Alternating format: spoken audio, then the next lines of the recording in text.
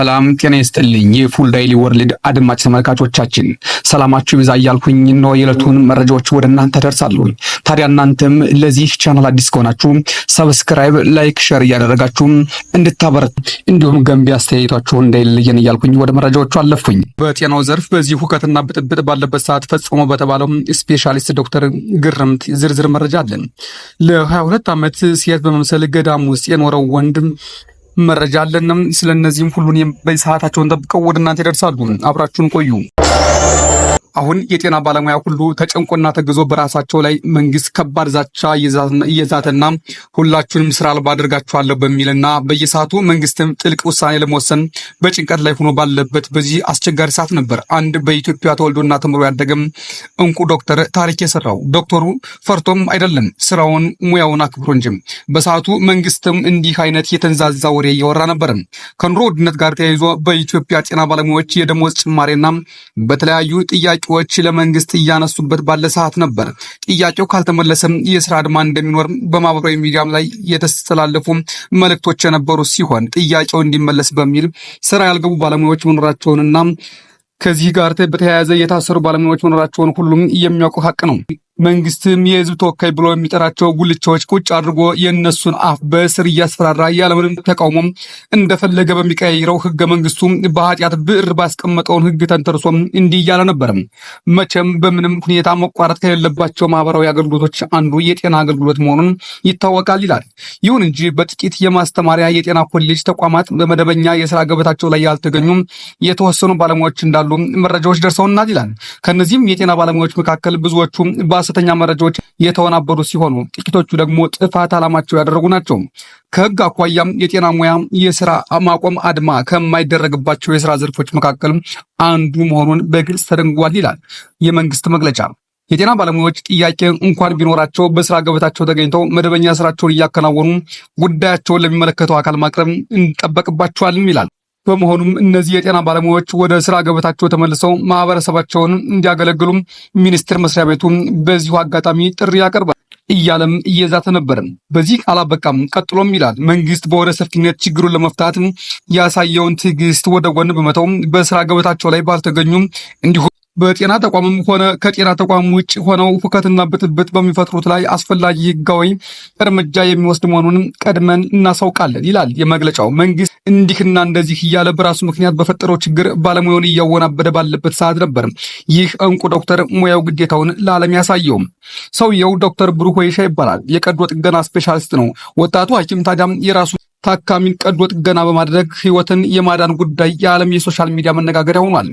ወጣቱ ሐኪም ታዲያም የራሱን የሰርግ ዝግጅት አቋርጦ ወጥቶም ታካሚን ቀዶ ጥገና በማድረግ ህይወት በማዳኑ ጉዳይ የዓለም የሶሻል ሚዲያ መነጋገሪያ ሆኗል። በደቡብ ኢትዮጵያ ክልል በወላይታ ዞን በበሌ የመጀመሪያ ደረጃ ሆስፒታል የሚያገለግል የተከበረ ዶክተር ነው። የሰርጉ ዝግጅት ከነበረበት ከ40 ኪሎ ሜትር በላይ ወደ ሆስፒታሉ ተጉዞም ቀዶ ጥገና በማድረግ የሰው ህይወትን ማዳኑ መቻሉን ዶክተር ብሩክና የሆስፒታሉ አስተዳደር የሰርጉ ታዳሚዎች ጭምር ይናገራሉ። ወጣቱ ሐኪም የተሟላ የቀዶ ጥገና ህክምና ገና በቅርቡ በጀመረው ሆስፒታል የመጀመሪያ ስፔሻሊስት ቅጥር ሲሆን በሆስፒታሉ ስራ ከጀመረም ገና 3 ሳምንቱ ነው። በቀዶ ጥገና የታከመው በሽታም ከጨጓራ ህመም ጋር ተያይዞ የሚከሰትና ህይወትን አደጋ ላይ የሚጥል ሲሆን ታካሚው በሰዓቱ ህክምና ባይደረግ ኑሮ ህይወቱ ሊያልፍ ይችል እንደነበረ ዶክተር ብሩክ የተናገረው። ቀዶ ጥገና የህክምና ባለሙያዎች የቡድን ስራ ነው ያለው ዶክተር ብሩክ በአጠቃላይ በቀዶ ጥገናው ለተሳተፈው የህክምና ቡድን ምስጋና አቅርቧል።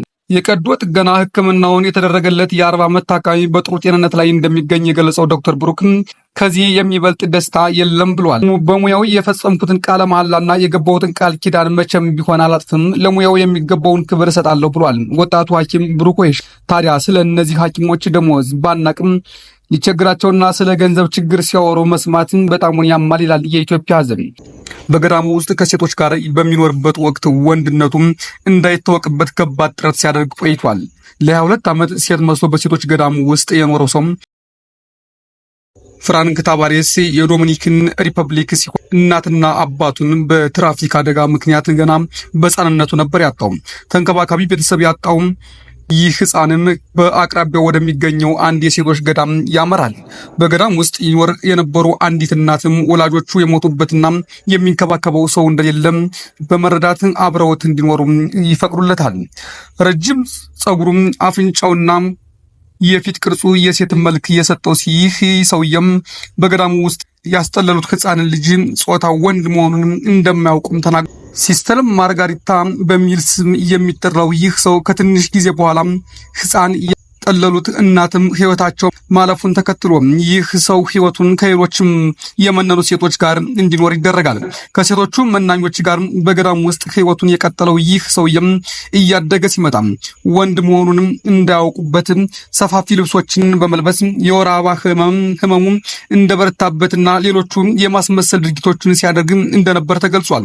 በመጨረሻም በገዳሙ ውስጥ አብረው ከምትኖር እና ሲስተር ሲሌቪያ ተብለው ከምትጠራ መናኝ ጋር ፍቅር እንደያዘው ተናግሯል። ሲስተር ሲሌቪያ እውነተኛ ማንነቱን ስታወቅም የፍቅር ጥያቄውን ተቀብለው ጥሩ ጊዜ እያሳለፉን እያለም እርግዝና ይፈጠራል። ከእርግዝናው በኋላ የህይወት የምስቅልቅል ተጀመረ የሚለው ይህ ሰው እሷ ከገዳሙን እንውጣ፣ ስራ እንፈልግ፣ ልጃችንን እናሳድግ የሚል ጥያቄ ብታቀርብለትም ጥያቄውን ሳይቀበል እንደቀረ ተናግሯል።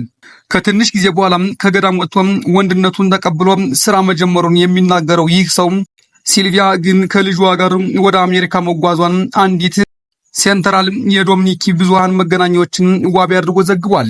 ሲልቪያን ካጣበት ጊዜ ጀምሮ በኋላ ብቻውን እየኖረ መሆኑን የሚናገረው ይህ ሰው አሁን ላይ የ73 ዓመት አዛውንት የሆነው ሲሆን ከሲልቪያ ጋር ጣፋጭና የማይረሳው የፍቅር ጊዜ አሳልፌያለሁ ብሏል።